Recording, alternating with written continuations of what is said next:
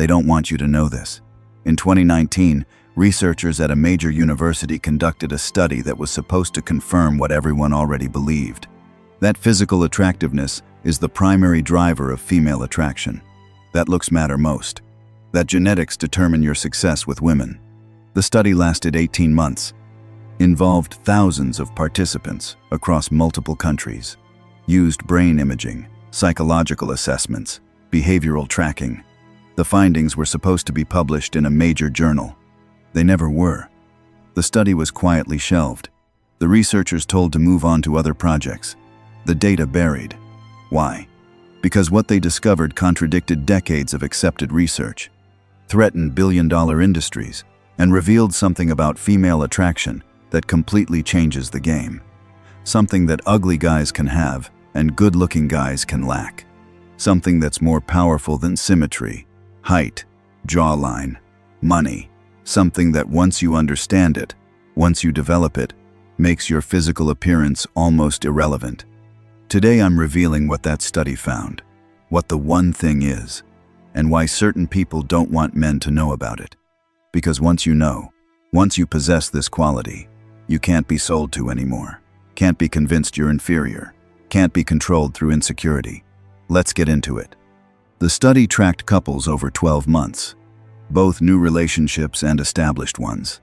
They measured everything: physical attractiveness, ratings by independent observers, income levels, social status, personality traits, communication patterns, sexual frequency, relationship satisfaction.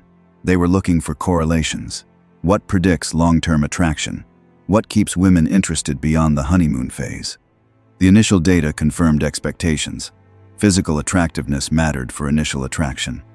Good-looking men got more first dates, more initial interest, more opportunities. But then, something strange emerged.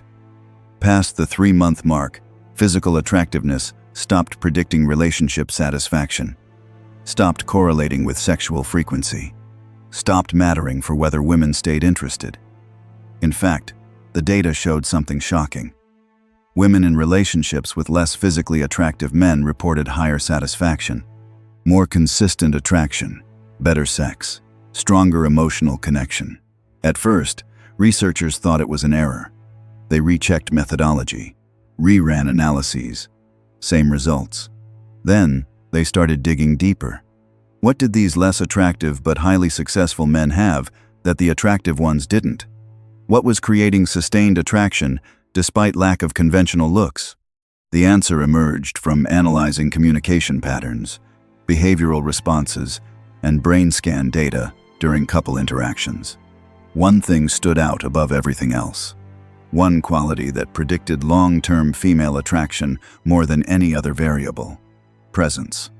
Not physical presence, not just being there, but psychological presence. The ability to be completely engaged in the moment, without distraction, without agenda, without performance, just pure, undivided attention. The less attractive men who kept women highly attracted long-term all scored extremely high on presence metrics.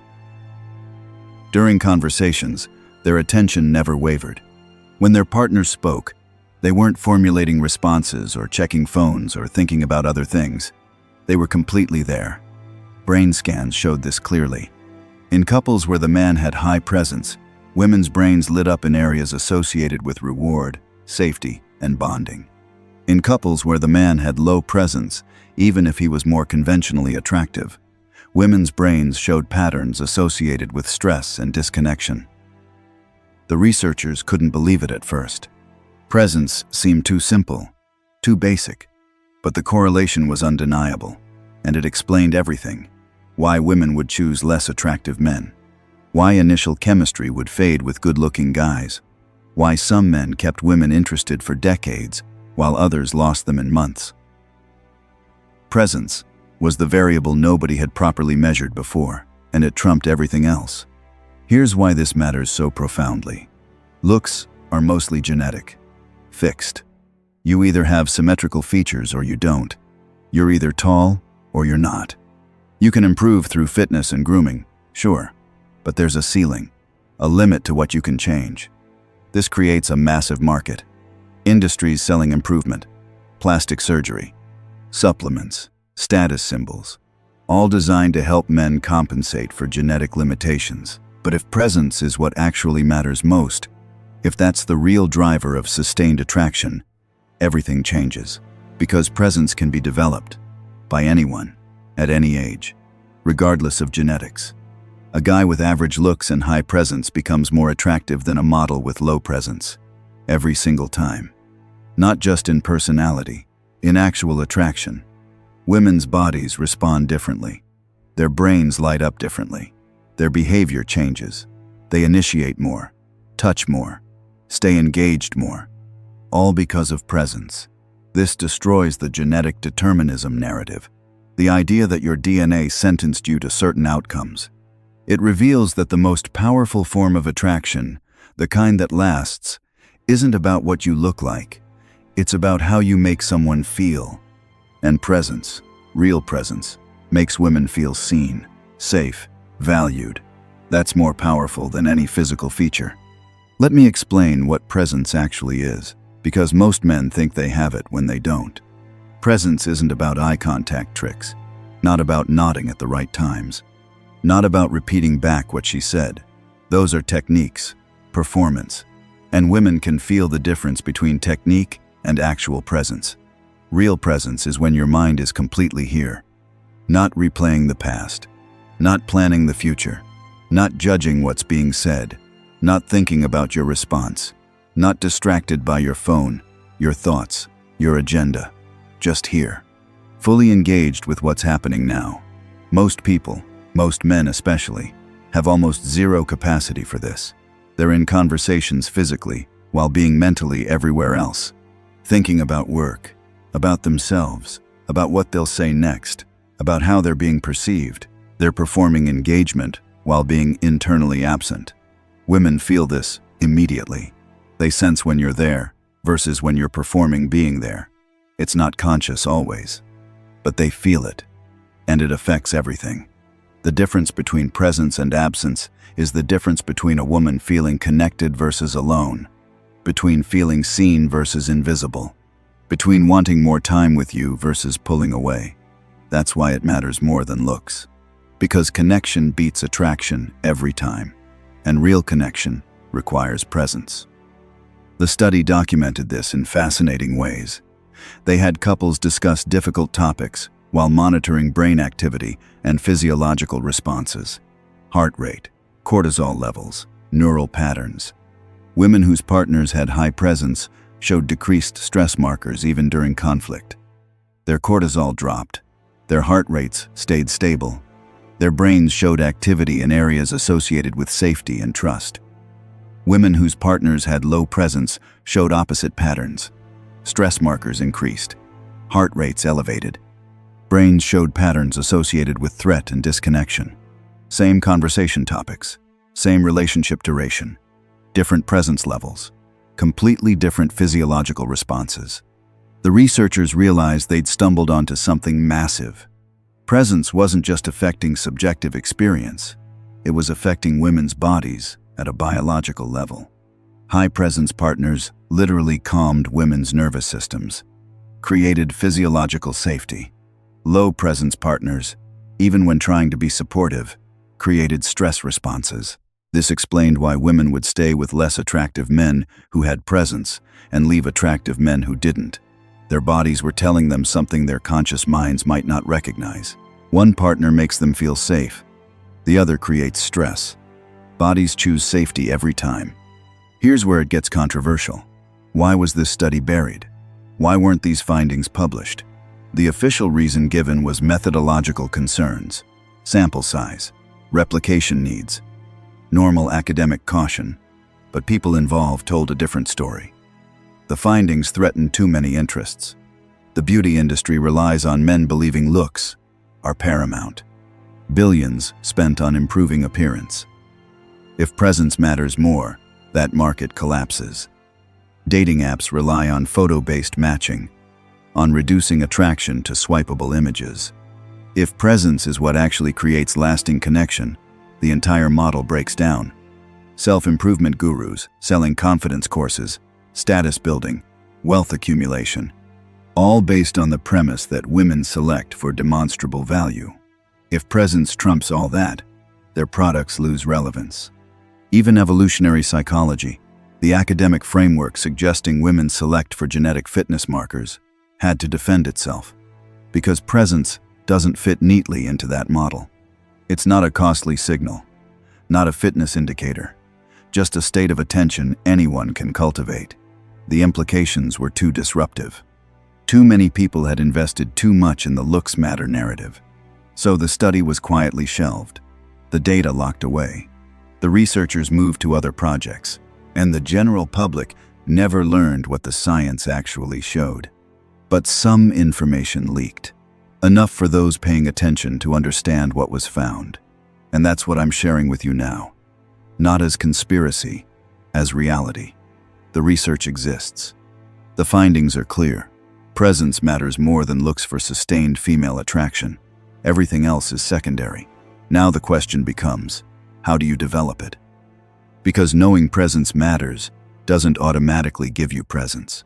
Most men have spent their entire lives being anywhere but here, lost in thought, planning, worrying, performing. Breaking that pattern, developing actual presence, requires deliberate practice. Start with meditation. Simplest method. Sit quietly. Focus on breath.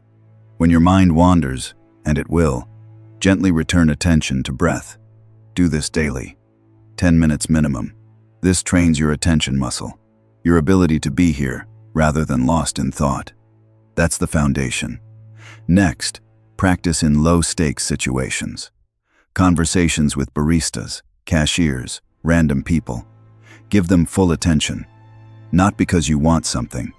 As practice, notice when your mind wanders, when you start planning your response while they're still talking, when you drift to other thoughts. Catch yourself and return to listening, fully listening.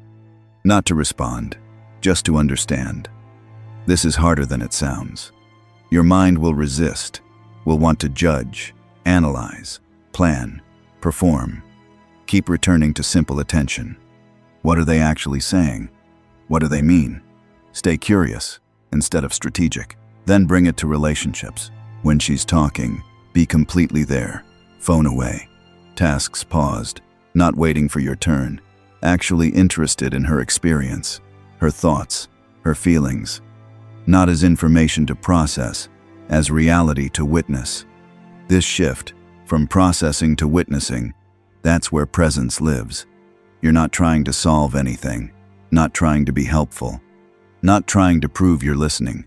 You're just there, completely there, with her, in the moment she's sharing. Women feel this immediately. They soften, open more, share deeper, because they feel safe, feel seen, feel like their experience matters to you. Not because you're performing caring, because you're actually present to care. That's the difference. That's what creates attraction that lasts decades. Not your jawline, not your height, not your money.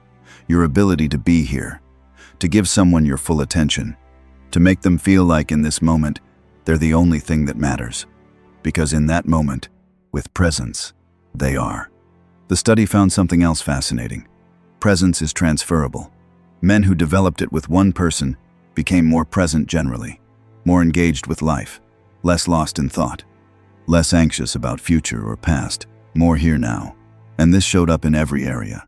Better at work because they were actually focused. Better friendships because they were actually listening. Better relationship with themselves because they stopped being at war with the present moment. Presence became a way of being, not just a technique for attraction. And ironically, this made them even more attractive. Because women could sense it wasn't performance, wasn't something he did to get her, was something he'd become. A man who lives in the present moment, who's engaged with life, who isn't constantly escaping into thoughts or distractions or future plans. That's magnetic. That's rare. That's more attractive than any physical feature because it promises something physical features can't.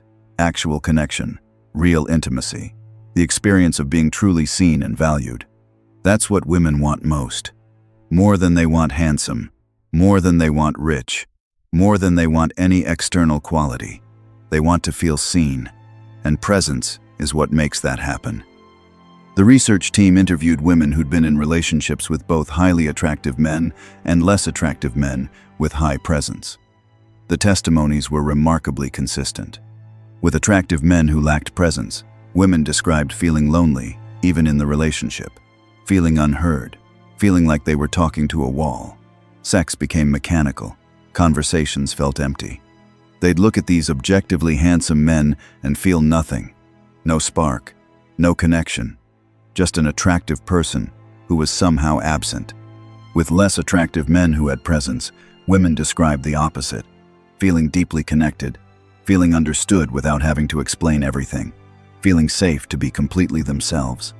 Sex was described as incredible, not because of technique, but because of connection. They felt fully received, completely witnessed. One woman said something that became a key quote in the unpublished paper. "With my ex, who was gorgeous, I felt invisible. With my current partner, who's average-looking, I feel like I'm the only person in the world when we're together. There's no comparison. I'd choose being seen by an average-looking man over being invisible to a model every single time." That sentiment appeared in dozens of interviews. The pattern was undeniable. The physiological data supported this subjectively reported experience. Women's oxytocin levels, the bonding hormone, spiked significantly during interactions with high-presence partners. Even during mundane conversations, even when not touching, just being in the presence of someone fully present triggered bonding chemistry. With low-presence partners, oxytocin barely moved. Even during supposedly intimate moments, even during sex, their bodies weren't bonding because their nervous systems were registering absence, not presence. This explained why women would say things like, "I don't know what happened. I just lost feelings about relationships with attractive men." It wasn't mysterious. Their bodies were responding to chronic absence, masquerading as relationship. No bonding chemistry meant no sustained attraction. Meanwhile, less attractive men who brought genuine presence were triggering consistent oxytocin release, creating chemical bonds that deepened over time. Their looks became irrelevant. The bond was too strong. Another aspect the study explored was how presence affected conflict resolution. All couples fight, have disagreements, experience tension. What predicts whether conflict strengthens or weakens relationships? Presence. High-presence men stayed present, even during conflict, didn't shut down, didn't get defensive, didn't disappear into their heads to formulate counter-arguments. They remained engaged with their partner's experience, even when disagreeing. This created space for conflict to be productive rather than destructive. Women felt heard, even when the issue wasn't resolved. Felt respected, even when he disagreed. Felt safe, even when tensions were high. That safety during conflict created deeper trust, made women more likely to bring issues up rather than suppressing them, created relationships where problems got addressed rather than accumulated. Low-presence men couldn't do this. The moment conflict emerged, they disappeared, shut down emotionally, got defensive, started performing concern while being internally absent. Women felt abandoned during the moments they most needed connection. This created patterns where conflict became dangerous, something to avoid. Issues got suppressed, resentment built, relationships deteriorated, all because presence disappeared when it mattered most. The research showed that presence during conflict predicted relationship longevity better than satisfaction during good times. Anyone can be present when things are easy.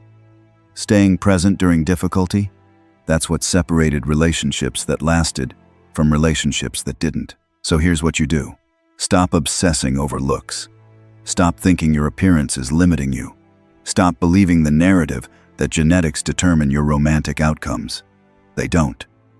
Not for long-term attraction, not for the relationships that actually matter.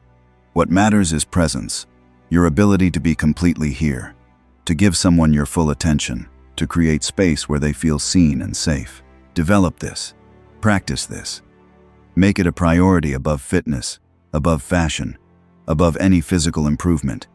Not because those things don't matter at all, but because presence matters infinitely more. And once you have it, once you can genuinely be present with someone, your physical appearance becomes almost irrelevant. Women aren't responding to your face. They're responding to how you make them feel. And presence makes them feel things no amount of physical attractiveness can match. Seen, valued, safe, connected. That's what keeps women interested. That's what creates attraction that lasts. That's what the study found.